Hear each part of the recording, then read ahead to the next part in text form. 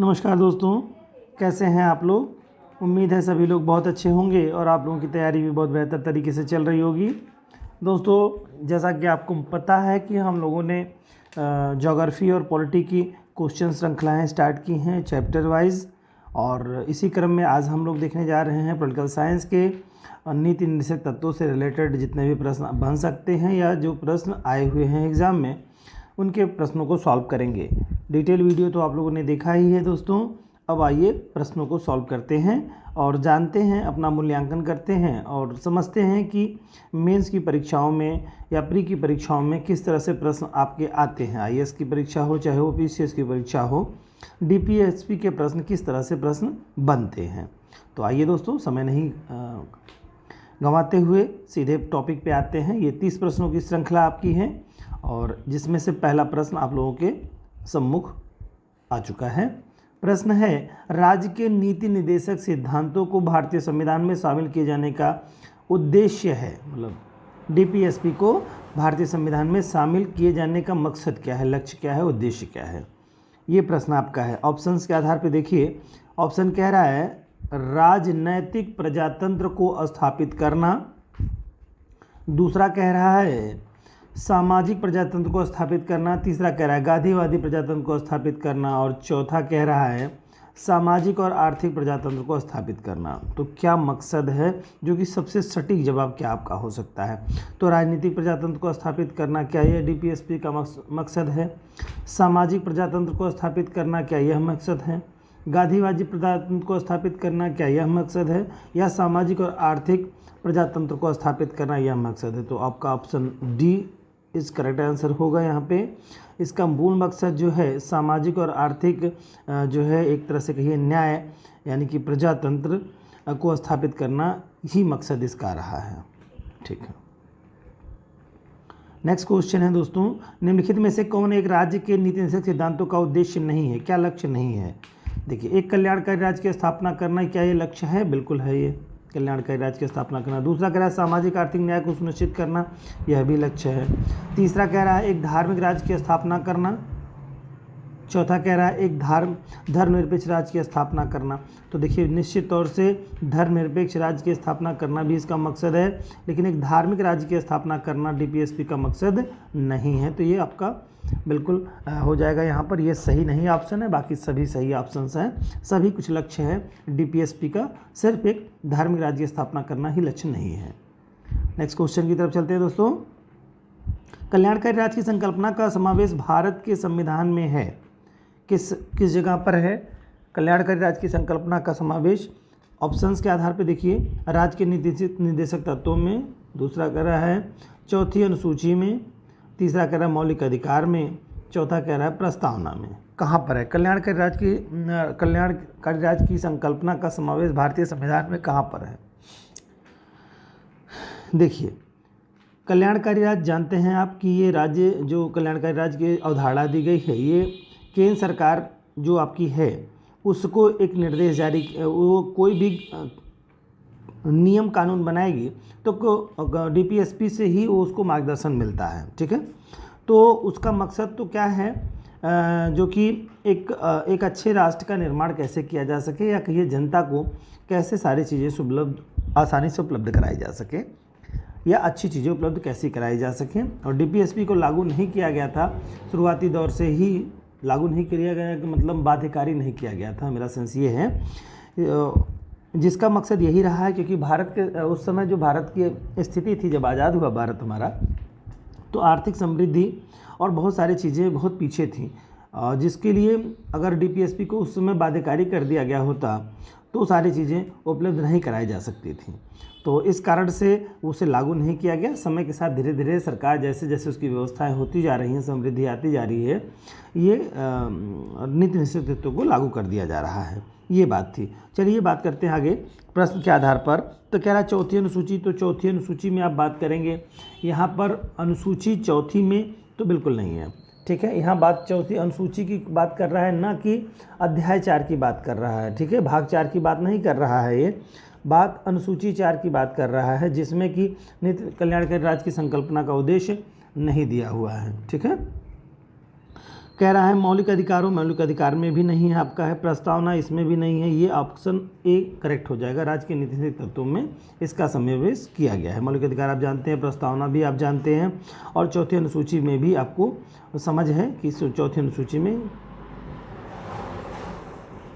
और चौथी अनुसूची तो आप जान ही रहे हैं कि राज्यों में सीटों का आवंटन जो है, राज्यसभा में राज्यों की सीटों का आवंटन के बारे में दिया गया है, तो ये ऑप्शन ए करेक्ट हो जाएगा आपका। आइए नेक्स्ट क्वेश्चन की तरफ चलते हैं मित्रों। अगला क्वेश्चन है, भारतीय संविधान का कौन सा भाग कल्याणकारी राज्य का आदर्श घोषित करता है? भारत संविधान का कौन सा भाग कल्याणकारी राज्य का आदर्श घोषित करता है? तो निश्चित तौर से आप देखिए कौन सा है। मौलिक कर्तव्य तो बिल्कुल नहीं है, मौलिक अधिकार यह भी नहीं है, प्रस्तावना भी नहीं है, तो राज्य के नीति निषेध तत्व तो करेक्ट हो जाएगा। आंसर आपका चौथा ऑप्शन करेक्ट हो जाएगा। भारत में कल्याणकारी राज्य होने का विचार पाया जाता है संविधान की प्रस्तावना में, मौलिक अधिकार में, राज्य के नीति निषेध तत्वों में, ए और बी दोनों में, ए और बी यानी मौलिक अधिकारों में भी पाया जाता है। क्या क्वेश्चन था आपका, कल्याणकारी राज्य होने का विचार कहाँ पाया जाता है? तो मौलिक अधिकारों में तो बिल्कुल नहीं पाया जाता है, तो मौलिक अधिकारों में नहीं पाया जाता है, तो इसका मतलब ये हो गया मौलिक अधिकार गलत हो गया, संविधान की प्रस्तावना भी गलत हो गया, और फिर कह रहा है ए और बी यानी ये दोनों नहीं होगा, तो डीपीएसपी जो होगा नीति निषेध तत्व, ये करेक्ट आंसर हो जाएगा। सी आपका राइट आंसर हो जाएगा। नेक्स्ट क्वेश्चन, भारतीय संविधान में सम्मिलित नीति निषेध तत्वों, दो बार रिपीट हो गया है, भारतीय संविधान में यहाँ एक बार होना चाहिए। भारतीय संविधान में सम्मिलित नीति निषेध तत्वों की प्रेरणा हमें किस संविधान से प्राप्त हुई है? तो ऑस्ट्रेलिया के संविधान से, फ्रांस के संविधान से, अमेरिका के संविधान से और आयरलैंड के संविधान से। तो किससे प्राप्त हुई है दोस्तों? आयरलैंड के संविधान से प्राप्त हुई है। नीति निषेध सिद्धांत हैं क्या? वाद योग्य हैं, वाद योग्य नहीं है, मौलिक अधिकार हैं, कोई नहीं। तो वाद्य मतलब यानी न्यायालय में परिवर्तनीय जिसे कहा जाता है। न्यायालय में क्या उसको लागू कराने के लिए एप्लीकेशन दी जा सकती है, अर्जी दी जा सकती है? तो नहीं दी जा सकती, वाद योग्य नहीं है। ठीक है, उसके आधार पर किसी पर यानी राज्य पर मुकदमा नहीं किया जा सकता है डीपीएसपी को आधार बना करके। नेक्स्ट क्वेश्चन है दोस्तों, भारत के संविधान के अनुसार निम्नलिखित में से कौन सा देश के शासन के लिए आधारभूत है? शासन के लिए आधारभूत है क्या? मूल अधिकार, मूल कर्तव्य, राज्य के नीति निषेध तत्व, मूल अधिकार एवं मूल कर्तव्य। तो निश्चित तौर से आधारभूत राज्य के लिए क्या है दोस्तों? तो डीपीएसपी है, directive principle of state policy, यानी कि राज्य के नीति निषेध तत्व है। नेक्स्ट क्वेश्चन है दोस्तों, समान कार्य के लिए समान वेतन भारत के संविधान में सुनिश्चित किया गया है। समान कार्य के लिए समान वेतन भारतीय संविधान में सुनिश्चित किया गया है। मौलिक अधिकार में राज्य के नीति सिद्धांतों का अंग है, और मौलिक कर्तव्य में, आर्थिक अधिकार में। तो निश्चित तौर से क्या होगा? राज्य के नीति निषेध तत्वों में हो जाएगा, ऑप्शन बी करेक्ट हो जाएगा आपका।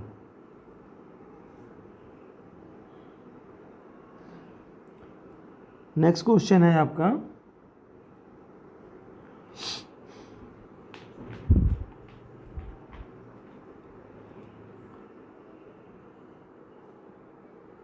हाँ, तो समान कार्य समान जो वेतन के बारे में उल्लेख किया गया है भारतीय संविधान के अनुच्छेद 39(5) के तहत बताया गया है ये, तो ये आप थोड़ा ध्यान रखिएगा, 39(5) के तहत। ठीक है, नेक्स्ट क्वेश्चन है, निम्नलिखित में से कौन एक मौलिक अधिकार नहीं है?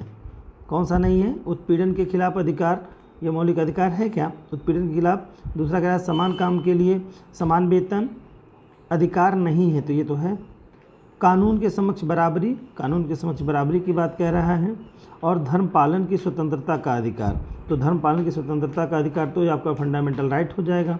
उत्पीड़न के खिलाफ अधिकार जो है ये भी फंडामेंटल राइट आपका हो जाएगा। फिर कह रहा है कानून के समक्ष बराबरी, तो ये भी आपका फंडामेंटल राइट है। अब आपका बच्चा क्या? समान कार्य के लिए समान वेतन, यही डीपीएसपी है, बी करेक्ट हो जाएगा। मौलिक अधिकार नहीं है, तो मौलिक अधिकार बी नहीं है आपका। निम्नलिखित में से कौन सा राज्य की निर्देशक तत्वों में निहित है?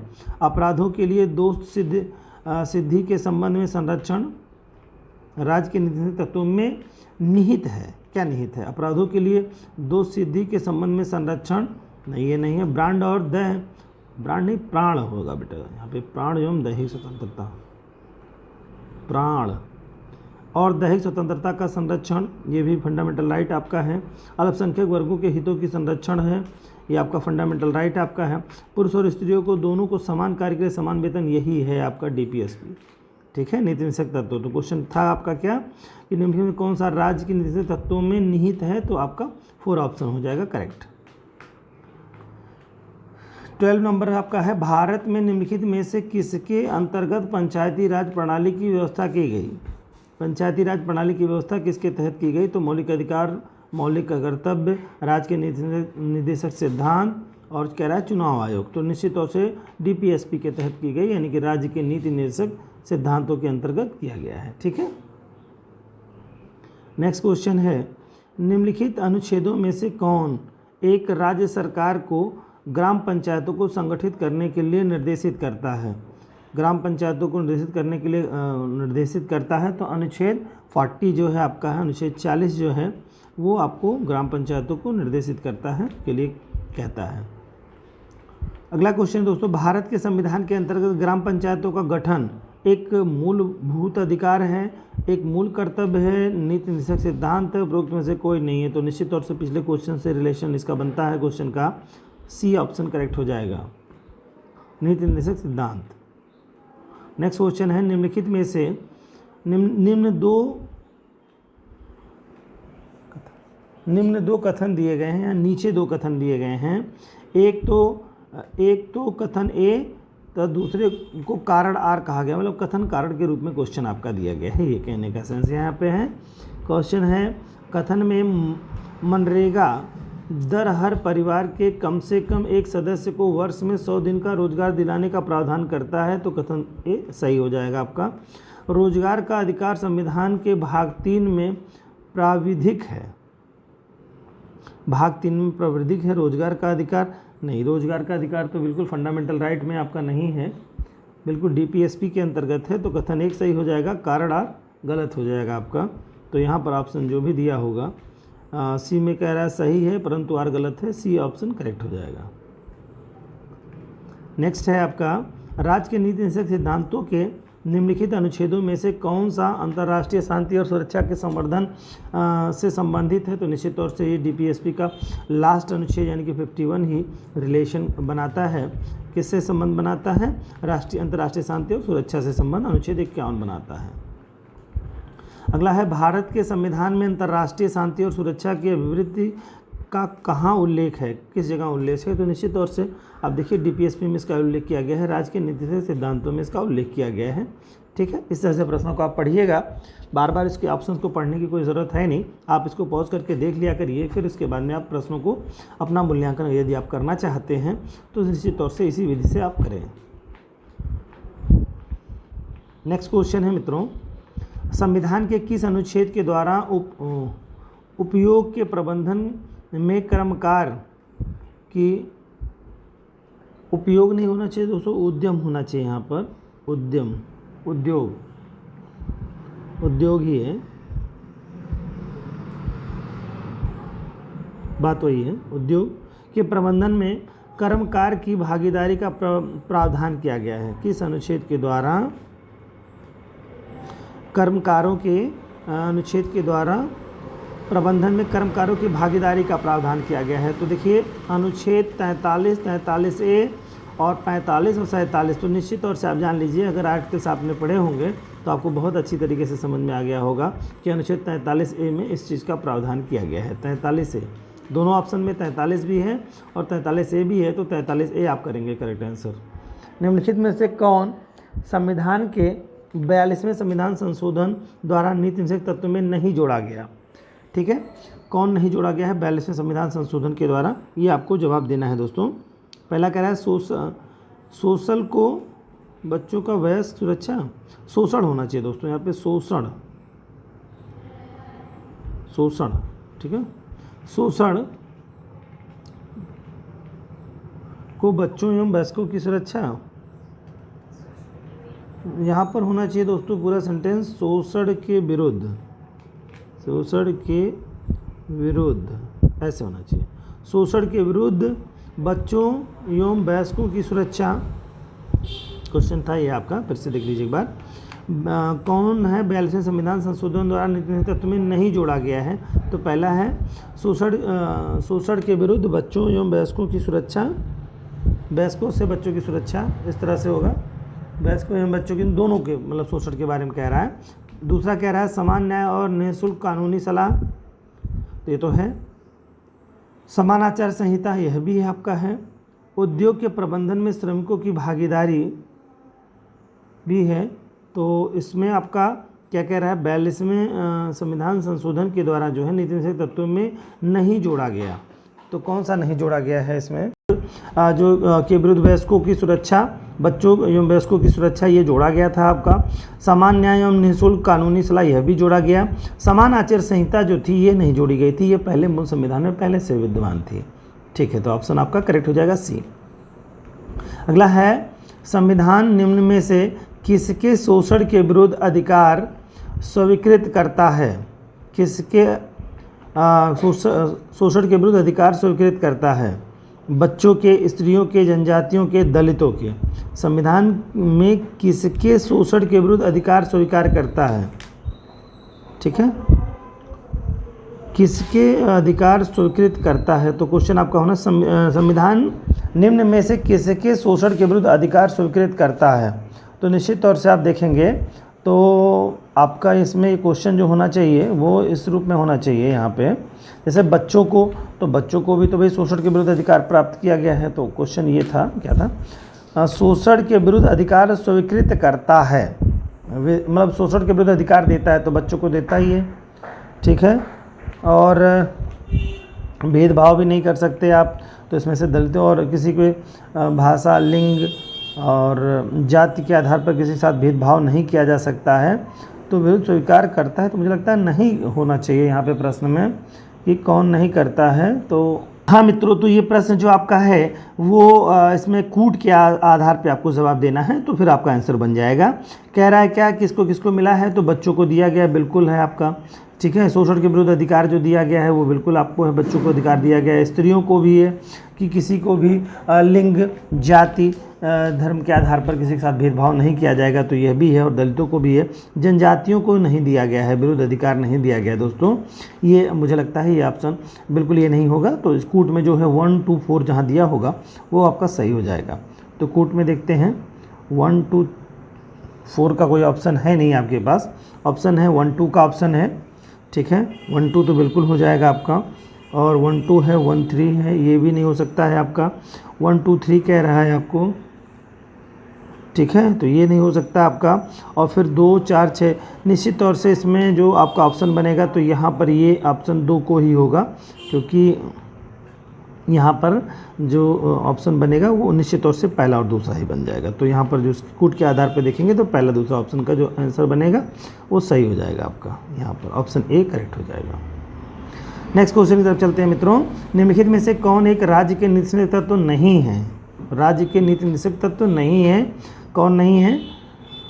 मद निषेध, ये है। गैर संरक्षण, और दूसरा है, नेक्स्ट है कि पर्यावरण संरक्षण, 14 वर्ष से कम आयु तक के बच्चों को निःशुल्क शिक्षा। ठीक है, तो आपको देखेंगे तो ये तो फंडामेंटल राइट आपका हो जाएगा। तो क्योंकि नीति निषेधता तो नहीं है तो डी हो जाएगा यहाँ पर करेक्ट आंसर है आपका। यहाँ पे गौ संरक्षण होना चाहिए, गैर संरक्षण, गौ संरक्षण होगा। गौ मतलब गाय संरक्षण, गौ संरक्षण हो जाएगा। तो ये दिया है, ये नहीं दिया है दोस्तों, ये फंडामेंटल राइट आपका है। नेक्स्ट क्वेश्चन है आपका दोस्तों कि निम्नलिखित में से कौन सा राज्य के निषेध तत्व नहीं है? डीपीएसपी कौन सा नहीं है? मादक प्रयोग के उपयोग निषेध ये है आपका। दूसरा आपका देखते हैं गायों और बछड़ों के वध का निषेध, ये भी है। पर्यावरण संरक्षण भी है। 16 वर्ष तक की आयु तक के बच्चों को निःशुल्क शिक्षा, तो ये नहीं है, बिल्कुल ये नहीं है आपका। डीपीएसपी में कह रहा है कि निषेध तत्व नहीं है, 14 वर्ष होना चाहिए, 16 वर्ष तक की आयु के बच्चों को निःशुल्क शिक्षा, ये नहीं है बिल्कुल। बाकी सारे ऑप्शन सही हैं। आगे है राज्य के नीति निर्देशक सिद्धांत किस प्रकार मौलिक अधिकारों से भिन्न है, ये आपको बताना है किस तरह से डीपीएसपी फंडामेंटल राइट से अलग है। पूर्वोत्तर केंद्रीय सरकार के लिए और उपरोक्त राज्यों के लिए, ये आपका ऑप्शन है, तो ये बिल्कुल नहीं है, ये करेक्ट नहीं है, आंसर है आपका, गलत होगा ये। दूसरा पूर्वोत्तर संविधान का अंश नहीं है जबकि उपरोक्त है, ये भी नहीं आपका होगा, बिल्कुल आपका बिल्कुल ये नहीं हो सकता। अगला है नीति निषेध सिद्धांत परिवर्तनीय नहीं है जबकि मौलिक अधिकार परिवर्तनीय है। हाँ, ये बिल्कुल आपका करेक्ट आंसर जी बता रहा है। कह रहा है कि कैसे दोनों में भिन्नता क्या है, फंडामेंटल राइट और इसमें जो है डीपीएसपी में भिन्नता क्या है। तो देखिए भाई, डीपीएसपी को न्यायालय में नहीं जा सकते हैं आप लागू कराने के लिए, यानी परिवर्तनीय नहीं है वो, ये सही कह रहे हैं। और जबकि मौलिक अधिकार परिवर्तनीय, यही दोनों में बड़ा अंतर है, सबसे बड़ा अंतर यही है। ठीक है, अगला क्वेश्चन है निम्नलिखित में से कौन सा राज्य के नीति निषेध सिद्धांत निर्देशक तत्व में शामिल नहीं है। राज्य के नीति निषेध तत्व में क्या नहीं शामिल है। मानव के दुर्व्यापार, दुर्ग नहीं दुर होगा बेटा, मानव के दुर्व्यापार और बलात् श्रम का प्रतिषेध। ठीक है, ये क्या कह रहा है कि निषेध तत्व में शामिल हैं, तो ये नहीं शामिल है दोस्तों, ये बिल्कुल है, ये तो फंडामेंटल राइट है आपका। मानव पेय और स्वास्थ्य के लिए हानिकारक औषधियों के औषधि प्रयोजन से भिन्न उपभोग का प्रतिषेध है। उपरोक्त कथन सही है, कौन से सही है ये बता रहा है आपको। तो कह रहा है दोस्तों, पहला है मानव के दुर्व्यापार और बलात् श्रम, ये बिल्कुल फंडामेंटल राइट है, तो ये निषेध तत्व में शामिल नहीं है। दूसरा आपका शामिल है, पेय और स्वास्थ्य से संबंधित दूसरा, यानी कि ऑप्शन जो 2 जो करेक्ट हो जाएगा इसमें से, जिसमें भी ऑप्शन दे रहा है यहाँ पर ऑप्शन बी होना चाहिए दोस्तों, यहाँ पे बी लिखना चाहिए, बी का दूसरा करेक्ट हो जाएगा आपका। ये डीपीएसपी में है, फर्स्ट नहीं है, फर्स्ट फंडामेंटल राइट है। नीति निषेध तत्व क्या है। वाद्य योग हैं, अवाद्य योग हैं, कठोर हैं, लचीले हैं। निश्चित तौर से अवाद्य योग हैं दोस्तों, अवाद्य योग होंगे आपके डीपीएसपी में। ठीक है मित्रों, ये जो क्वेश्चन 20 नंबर का क्वेश्चन आपका था, इसमें आपको पूछा गया था कि संविधान निम्न में से किसके शोषण के विरुद्ध अधिकार स्वीकृत करता है। तो निश्चित तौर से आप जान लीजिए, मैंने भी ऑप्शन बताया था बच्चों और स्त्रियों के लिए, और इसमें मैंने कहा था कि दलितों के लिए दिया गया है, लेकिन जबकि ऐसा नहीं है, दलितों के लिए नहीं दिया गया है। यहाँ पर ये तीनों क्रम जनजातियों के लिए दिया गया है। तो पहला हो जाएगा आपका बच्चों के लिए, बच्चों को, स्त्रियों के और जनजातियों के, 3 हो जाएंगे। तीनों को जो है संविधान हमको संरक्षण देता है। क्या देता है? संविधान संरक्षण देता है। तो इस आधार पे आपको ऑप्शन में हो जाएगा विरुद्ध स्वीकृति करता है, शोषण के विरुद्ध स्वीकृति करता है, तो ऑप्शन 1, 2, 3 जिसमें हो जाएगा, यानी कि ऑप्शन वहाँ पे मैंने आपको पहला बता दिया था, जबकि आपका आंसर सी होना चाहिए, तीसरा, 1, 2, 3। क्लियर? ओके दोस्तों, अब चलिए नेक्स्ट क्वेश्चन चलते हैं। 26 नंबर का क्वेश्चन हम लोगों का है। क्वेश्चन है, भारतीय संविधान में प्रतिस्थापित राज्य की नीति के निदेशक तत्वों के अंतर्गत निम्नलिखित प्रावधानों पर विचार कीजिए। पहला क्या कह रहा है? भारतीय नागरिकों के लिए समान नागरिकता संहिता सुनिश्चित करना, ये है डीपीएसपी का मकसद, बिल्कुल सही है। ग्राम पंचायतों को संगठित करना, यह भी है, दूसरा भी सही हो गया। ग्रामीण पंचायतों में कुटीर उद्योगों को प्रोत्साहन करना, यह भी आपका है। फिर चौथा आपका है, सभी कर्मकारों के लिए यथोचित अवकाश एवं तथा सांस्कृतिक अवसर सुरक्षित करना, यहाँ पे अवसर होना चाहिए, अवसर, ठीक है, अवसर सुरक्षित करना। ये चारों ऑप्शन हो जाएंगे करेक्ट दोस्तों। तो यहाँ पर बिल्कुल आपका ऑप्शन निश्चित तौर से देखेंगे तो ये बनेगा आपका ऑप्शन। तो मित्रों, इस क्वेश्चन में ये बताना आपका है, चारों तो हैं, लेकिन क्वेश्चन के साथ साथ आपके साथ एक शब्द जुड़ा हुआ है। उपरोक्त में से कौन गांधीवादी सिद्धांत हैं? गांधीवादी सिद्धांत पूछ रहा है यहाँ पर। हैं तो चारों डीपीएसपी, ठीक है, लेकिन गांधीवादी कौन है, यानी गांधी जी की विचारधारा से मिलते कौन है?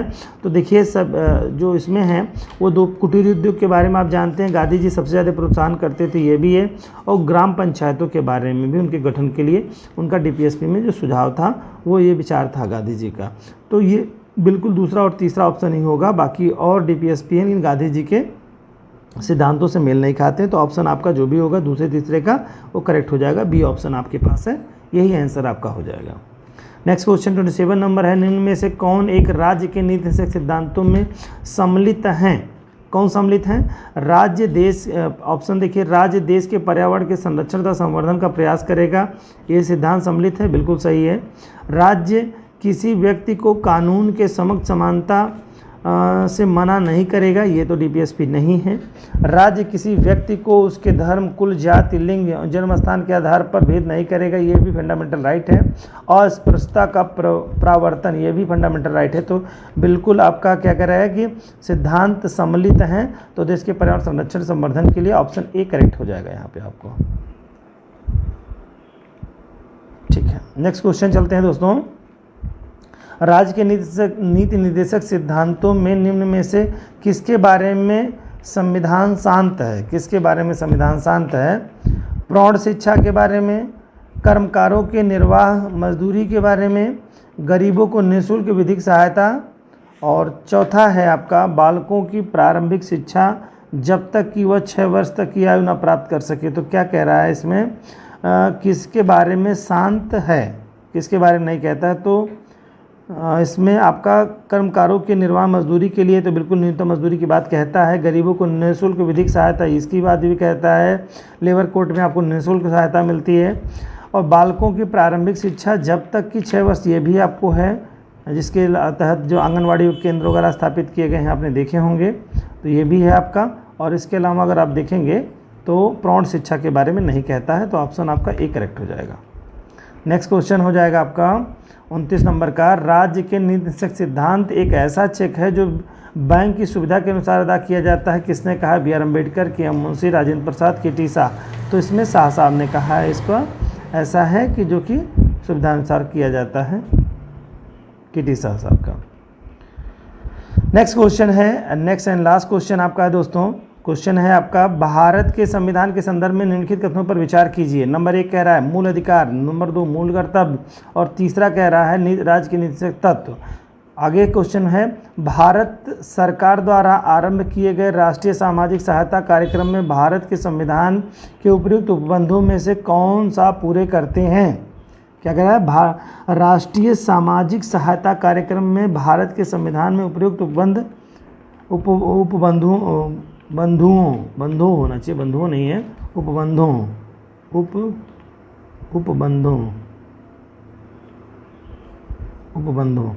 में से कौन से पूरे करते हैं? कौन से क्या करता है? राष्ट्रीय सामाजिक सहायता कार्यक्रम के संविधान के उपबंधों को पूरा करता है। तो ये क्या कह रहा है?